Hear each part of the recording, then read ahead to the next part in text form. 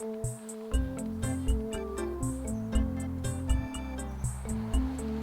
moved here about 7.5 years ago to retire.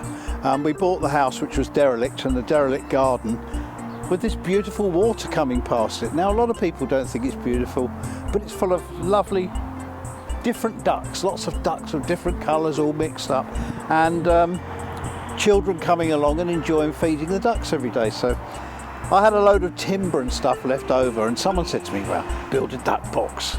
So out of that came a design for Duckingham Palace, which I built within about 3 hours from bits of old scrap timber, and everyone thought it was wonderful.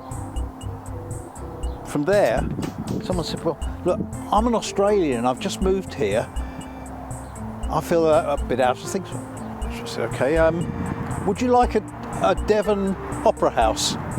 And she said, what? I said, well, we'll have an opera house called Duck Down Under, which will be the opera house Devon style, which is what we've got. And again, it's old timbers from doing the roof, and it's got a curve. It's a stylised version of the opera house, but then again, people like that. And then someone else came along and said, oh, you've made 2 others. Well, I'm French. Can I have a duck box? So Can Hardly Get Up Castle came into being. Last little one that we've got on there is a little pink box that someone had in their garden. And we have had a problem in the town with white powder, heroin, whatever. And so it's called the Quack Box, for obvious reasons. But people come past, they see it when they're in the traffic on the way to work and on the way home, and you see people smile.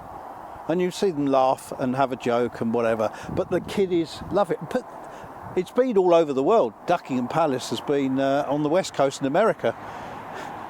People, it's just silliness, but it's my sense of humour, and I do like playing with words. It's something I've always done.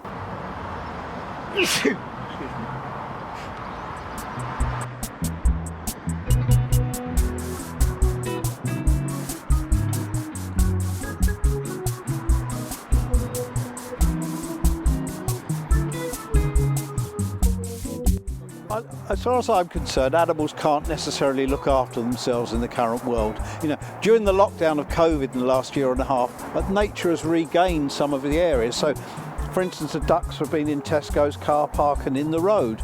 Well, of course, now the traffic's back, we now have a bit of a problem in that their world is no longer theirs anymore. It's been encroached on and taken back, and it's quite a dangerous road. This here, the station road, is the only road out of Clumpton to the motorway, and commuter time in the morning and evening is hellishly busy.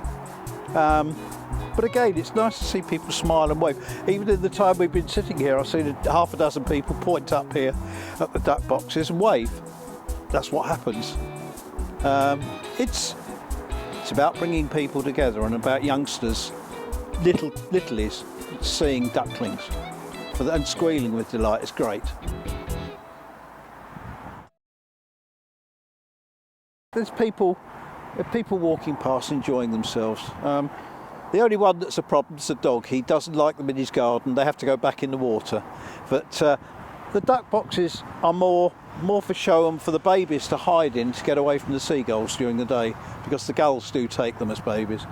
But they don't nest in them. They nest out of town and then come here because this is where they get fed. You can hear there's babies down there in the background at the moment, little squeaks of babies down there.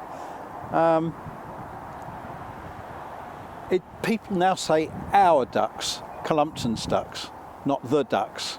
So there's an ownership thing, and I think that possibly comes a bit from the humanising the duck boxes, or humorising them, whichever you wish to prefer. Well, they do call me the duck man, and I get people shout "hello ducky" and all this sort of stuff. So there is humour involved, and humour is far better to solve a dispute than aggression. At the moment, we've got this bird box that looks remarkably like a speed camera. It's about humour, and people are laughing about it.